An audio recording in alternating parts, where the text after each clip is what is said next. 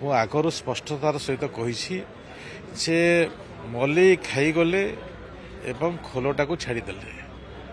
ଏବେ ଖୋଲରେ ବି ତଥାପି ଆମେ ଏ ସରକାର ଯଶସ୍ୱୀ ପ୍ରଧାନମନ୍ତ୍ରୀଙ୍କର ଲକ୍ଷ୍ୟ ନରେନ୍ଦ୍ର ମୋଦିଙ୍କର ଲକ୍ଷ୍ୟକୁ ଏ ସରକାର ସମ୍ପୂର୍ଣ୍ଣ ଭାବରେ ଦାୟିତ୍ୱ ନେଇ କାମ କରୁଛି।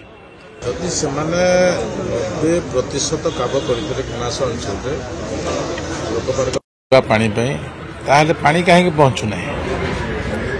ଭୁଲ ତଥ୍ୟ କାହିଁକି ଦେଉଛନ୍ତି? ଜନସାଧାରଣଙ୍କୁ ଭୁଲ ତଥ୍ୟ ଦେବା ଠିକ୍ ନୁହେଁ। କାରଣ ଯେଉଁ ଦାୟିତ୍ୱ ନେଇଥିଲେ ଆମେ ଦେଖିଛନ୍ତି, ଲୋକ ଦେଖିଛନ୍ତି ଯେ କେତେ ଲୋକଙ୍କୁ ପାଣି ଦେଉଥିଲେ। ପାଣି ଦେବା ପରିବର୍ତ୍ତେ ଯେଉଁ ସମୟରେ ଜଳ ଜୀବନ ମିଶନ ହେଲା, ଜଳ ଜୀବନ ଆଗରୁ ସଜଳ ଧାରା ଥିଲା। ଏ ବିଷୟକୁ ନେଇକିନା ପୂର୍ବତନ ମନ୍ତ୍ରୀ ବିଶେଷ ଟୁଡୁ ଅନେକ କଥା ଓଡ଼ିଶା ସରକାରଙ୍କ ପାଖରେ ଗୁହାରି କରିଛନ୍ତି। ପଇସା ଖର୍ଚ୍ଚ କର, ମୋ ମନ୍ତ୍ରୀ ଅଛି, ଯାହା ଦରକାର ଅଛି ମୁଁ ଦେବି। କିନ୍ତୁ ରାଜନୀତିକ ଉଦ୍ଦେଶ୍ୟ ରଖି ଆଜି ଘଟଣାଗୁଡ଼ିକ ଘଟୁଛି ଏବଂ ଯେଉଁ ପ୍ରକାର କାମ ହେବା କଥା ସେ ପ୍ରକାର କାମରେ ବାଟ ମାରଣାର କଥା ମୁଁ ଆଗରୁ ସ୍ପଷ୍ଟତାର ସହିତ କହିଛି ଯେ ମଲି ଖାଇଗଲେ ଏବଂ ଖୋଲଟାକୁ ଛାଡ଼ିଦେଲେ। ଏବେ ଖୋଲରେ ବି ତଥାପି ଆମେ ଏ ସରକାର ଯଶସ୍ୱୀ ପ୍ରଧାନମନ୍ତ୍ରୀଙ୍କର ଲକ୍ଷ୍ୟ ନରେନ୍ଦ୍ର ମୋଦିଙ୍କର ଲକ୍ଷ୍ୟକୁ ଏ ସରକାର ସମ୍ପୂର୍ଣ୍ଣ ଭାବରେ ଦାୟିତ୍ୱ ନେଇ କାମ କରୁଛି। ଲୋକ କେମିତି ପାଣି ପାଇବେ ଏବଂ ଲୋକଙ୍କର ସମସ୍ୟା କେମିତି ଦୂର ହେବ, ସେଇଥିପାଇଁ ମୋର ବିଭାଗ ମୁଁ ସମସ୍ତେ ଅହରହ ଆମେ ବିଭିନ୍ନ ଅଞ୍ଚଳ ଗସ୍ତ କରୁଛୁ, ବିଭିନ୍ନ ପ୍ରୋଜେକ୍ଟକୁ ଯାଉଛୁ, ଦେଖୁଛୁ ଏବଂ ଲୋକ କେମିତି ଆମେ ଅତି ଶୀଘ୍ର ପାଣି ପାଇପାରିବେ ସେ ପ୍ରକାର ବି ଗୋଟେ ଡେଡଲାଇନ୍ ଆମେ ରଖିଛୁ। ପ୍ରୋଜେକ୍ଟ ଅନୁସାରେ ଆମେ ଡେଡଲାଇନ୍ ରଖିଛୁ। କିନ୍ତୁ ଯେଉଁଟା 16 ମସିହାରେ ଏପ୍ରୁଭ୍ ହୋଇଥିଲା, 17 ମସିହାରେ ଏପ୍ରୁଭ୍ ହୋଇଥିଲା, 18 ମସିହାରେ ଏପ୍ରୁଭ୍ ହୋଇଥିଲା, ଏ ପ୍ରକାର ଯେଉଁ ପ୍ରୋଜେକ୍ଟଟା ବିଗତ ଦିନରେ ଏପ୍ରୁଭ୍ ହୋଇଥିଲା ସେ ପ୍ରୋଜେକ୍ଟ ଗୁଡ଼ା ଆଜି ଠିକ୍ ହିସାବରେ ଚାଲୁନାହିଁ, ତାହା ଅସମ୍ପୂର୍ଣ୍ଣ ଅଛି। ବର୍ତ୍ତମାନ ଯେଉଁ ନୂଆ ନୂଆ ପ୍ରୋଜେକ୍ଟ ଅଛି ସେ ପ୍ରୋଜେକ୍ଟର ଆମ ଡେଡଲାଇନ୍ ଅନୁସାରେ ଆମର ସପ୍ତାହରେ ଗୋଟେ ରିପୋର୍ଟ ନିଆଯାଉଛି, 2 ଦିନରେ ବି ଗୋଟେ ରିପୋର୍ଟ ନିଆଯାଉଛି। ସେ ରିପୋର୍ଟ ଅନୁସାରେ ସେମାନେ କାମ କରୁଛନ୍ତି। ଏ ପ୍ରକାର ପରିସ୍ଥିତିରେ ଯେଉଁ ଆଜି ପ୍ରକାଶିତ ହେଇଛି ପେପରରେ ଏବଂ ଉଦ୍ବେଗ ପ୍ରକାଶ କରିଛନ୍ତି, ସେମାନେ ରାଜନୀତି କରୁଛନ୍ତି ନା ଲୋକଙ୍କର ସେବା କରୁଛନ୍ତି। ମୁଁ ସେମାନଙ୍କୁ ଜଣାଇ ଦେବା ପାଇଁ ଚାହେଁ ଯେ ଏ ସରକାର ଲୋକଙ୍କର ସରକାର ଥିବା ଦୃଷ୍ଟିରୁ ନିଶ୍ଚିତ ଭାବରେ ଲୋକଙ୍କର କାମ କରିବେ। ଆମେ ସେଥିପାଇଁ ଯଦି ଅବ୍ୟବସ୍ଥା ଅଛି ନିଶ୍ଚିତ ଭାବରେ ପ୍ରଶାସନିକ ଅଧିକାରୀକୁ ପ୍ରଥମେ ଜଣାଇବାର ଆବଶ୍ୟକ ଅଛି। ରାଜନୀତିରେ ଦୂରରେ ରହି ପ୍ରଶାସନିକ ଅଧିକାରୀକୁ ଜଣାଇଲେ ପ୍ରଶାସନିକ ଅଧିକାରୀ ବି ଲୋକଙ୍କର କଥାକୁ ଗ୍ରହଣ କରିବେ। ଯେଉଁ ବି ସମସ୍ୟା ହେତୁ, ସେ ଝାଡ଼ା ବାନ୍ତିର ସମସ୍ୟା ହେତୁ, କୌଣସି ଜାଗାରେ ଅସୁବିଧା ବି ହେଇଥିବ, ଆମେ ପ୍ରତ୍ୟେକ ବିଷୟକୁ ନେଇ ଏ ସରକାର କାମ କରିବ।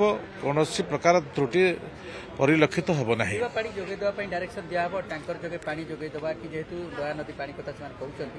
ଦୟାନଦୀ ପାଣିକୁ ନେଇକିନା ଏ ସରକାରଙ୍କର ସ୍ୱପ୍ନ ବହୁତ ଗୁଡ଼ିଏ ଅଛି। ଆପଣଙ୍କର ଏଠି ଗାଙ୍ଗୁଆ ବୋଲି ଗୋଟେ ରିଭର ଯାଇଛି, ଯେଉଁଟାକି ଭୁବନେଶ୍ୱର ମଇଳା ପାଣି। ଦୟାନଦୀ ଉପରେ ତା ଉପରେ ବି ଆମେ କ୍ୟାବିନେଟ୍ର ଗୋଟେ ଆଲୋଚନା ଚକ୍ର ଭଳିଆ କାମ ହେଲା, ତାକୁ କାର୍ଯ୍ୟକ୍ଷମ କରିବା ପାଇଁ ଆମେ ମୁଖ୍ୟମନ୍ତ୍ରୀ ଏତେ ଗୁରୁତ୍ୱ ସହିତ ବିଚାରକୁ ନେଉଛନ୍ତି, ତାହା ମୁଁ ସବୁ ବିଷୟ ମୁଁ ରଖୁନାହିଁ। ଏବଂ ଯେଉଁ ବି ସମସ୍ୟା ଅଛି ଆମେ ସେ ସମସ୍ୟାକୁ ନେଇ ମୁଁ ବିଧାନସଭାରେ ବି କହିଛି, ଆଜି ବି ଜନସାଧାରଣଙ୍କୁ କହୁଛି, ଯଦି କୌଣସି ଜାଗାରେ ପାଣିର ସମସ୍ୟା ଥାଏ ପଞ୍ଚାୟତ ପାଣି ଦେବାର ବ୍ୟବସ୍ଥା ଆମେ କରିଛୁ। ଟ୍ୟାଙ୍କର ମାଧ୍ୟମରେ ବି ଯେଉଁ ଅଞ୍ଚଳ କି ଲୁଣି ଅଞ୍ଚଳ ଅଛି, ଲୁଣି ଅଞ୍ଚଳରେ ଆମେ ବହୁତ ଜାଗାରେ ଟ୍ୟାଙ୍କରରେ ପାଣି ଦେଉଛୁ ଏବଂ ଯେଉଁଠି ବି କ୍ରାଇସିସ୍ ଅଛି ପାଣିର, ସେଠି ବି ଆମେ ଟ୍ୟାଙ୍କର ମାଧ୍ୟମରେ ପାଣି ଦେଉଛୁ। ତ ସେଇ ଦୃଷ୍ଟିରୁ ସେମାନେ ନିଶ୍ଚିତ ଭାବରେ ଟ୍ୟାଙ୍କରରେ ଆମେ ପାଣି ଦେବୁ ଏବଂ ଝାଡ଼ା ବାନ୍ତିର ବିଷୟ ଯୋଉଟା ଉଠିଛି ନିଶ୍ଚିତ ଭାବରେ ସରକାର ତାର ଉପରେ ପଦକ୍ଷେପ ନେବ। ସାର୍ ଆଉ ଗୋଟେ କଥା ଯେମିତି ମୁଖ୍ୟମନ୍ତ୍ରୀ ବର୍ତ୍ତମାନ ନିର୍ଦ୍ଦେଶ ଦେଇଛନ୍ତି ଯେ ମନ୍ତ୍ରୀମାନେ ସମସ୍ତେ ଗାଁକୁ ଯିବେ, ଲୋକଙ୍କୁ ଗ୍ରାସରୁଟ୍ରେ ଯେଉଁ ଜନହିତକାରୀ ଯୋଜନା ଅଛି ତାକୁ ପହଞ୍ଚେଇବେ, ମନିଟରିଂ ହେବ, ସଚିବମାନଙ୍କୁ ନିର୍ଦ୍ଦେଶ ଦେଉଛନ୍ତି, କାମ ଠିକ୍ ଭାବରେ କାହିଁକି ହେଉନାହିଁ? ଏବେ ଦେଖନ୍ତୁ ଏ ଯୋଉ ତ୍ରିଭୁଜ ଅଛି ପ୍ରଶାସନିକ ଅଧିକାରୀ, ଜନସାଧାରଣ ଏବଂ ପ୍ରତିନିଧି, ଏବେ ବି ଆପଣ ଦେଖିବେ ଆମର ବିଧାୟକ ମାନଙ୍କ ଠାରୁ ଆରମ୍ଭ କରି ମନ୍ତ୍ରୀମାନେ ବିଭିନ୍ନ ଅଞ୍ଚଳ ଗସ୍ତ କରୁଛନ୍ତି, ବିଭିନ୍ନ ରିଭ୍ୟୁ ନେଉଛନ୍ତି। ଯେମିତି ଆପଣଙ୍କୁ ମୁଁ ଗୋଟେ ଏକ୍ସାମ୍ପଲ ଦେବି, ଦାନା ଯୋଉ ହେଲା, ଯୋଉ ସାଇକ୍ଲୋନ ହେଲା ଦାନାରେ ବିଭିନ୍ନ ଜିଲ୍ଲାର ଦାୟିତ୍ୱକୁ ଆମର ମନ୍ତ୍ରୀମାନଙ୍କୁ ଦିଆଯାଇଥିଲା। ସେହି ସମୟରେ ବି ଆପଣ ଦେଖିଥିବେ ଏବେ ବି ମନ୍ତ୍ରୀମାନେ ଦିଟା ଜିଲ୍ଲାର ଦାୟିତ୍ୱରେ ଅଛନ୍ତି। ତା ପରବର୍ତ୍ତୀ ମୁହୂର୍ତ୍ତରେ ବି ମନ୍ତ୍ରୀମାନଙ୍କର ବିଭାଗ ଅନୁସାରେ ସେମାନେ ବିଭିନ୍ନ ଅଞ୍ଚଳ ବି ଗସ୍ତ କରୁଛନ୍ତି। ଏ ପ୍ରକାର ନଜିର ମୁଁ 2000 ମସିହାରୁ ବିଧାୟକ ଅଛି। 2000 ମସିହାରୁ ବିଧାୟକ ଥିଲାବେଳେ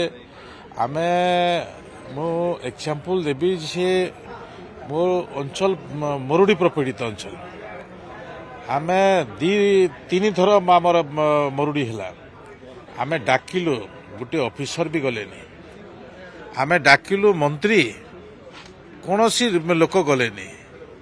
ଏ ପ୍ରକାର ବିଗତ ଦିନର ସରକାର ଥିଲା। ଆଜିକାର ସରକାର ଲୋକଙ୍କର ସରକାର, ଲୋକଙ୍କ ପାଖକୁ ଯାଉଛନ୍ତି, ଲୋକଙ୍କ ପାଖରେ ପ୍ରଶାସନ ପହଞ୍ଚିବ, ଜନସାଧାରଣ ତାଙ୍କର ଅଭିଯୋଗ କରିବେ। ଆଜି ମୋର ବି ଗ୍ରିଭାନ୍ସ ଥିଲା, ଏ ଗ୍ରିଭାନ୍ସ ଅବସରରେ ଏବେ ମୁଁ ଗ୍ରିଭାନ୍ସ କରିକି ମୁଁ ଯାଉଛି। ଖର୍ଚ୍ଚ ସରକାର ଯୋଉ କରିବା କଥା ମୁଖ୍ୟମନ୍ତ୍ରୀ କହିଛନ୍ତି, କେମିତି ସରକାର ସବୁ ଖର୍ଚ୍ଚ ବ୍ୟବସ୍ଥା ନେଇ ଗତକାଲି ଆମର ଆଲୋଚନା ହେଇଥିଲା। 23ଟି ବିଭାଗର ଆଲୋଚନାର ବିଷୟବସ୍ତୁ ଥିଲା। ଠିକ୍ ଅଛି, କିଛିଟା ଜାଗାରେ ଉପର ତଳ ଅଛି, କାରଣ କିଛିଟା କନଭର୍ଜେନ୍ସର ବିଷୟକୁ ଆଧାର କଲେ ସେ ବିଷୟରେ ଉପର ତଳ ଅଛି, କିନ୍ତୁ ଖର୍ଚ୍ଚ ଠିକ୍ ଟାଇମ୍ରେ ଆମେ ତାର ଉତ୍ତର ଦେବୁ।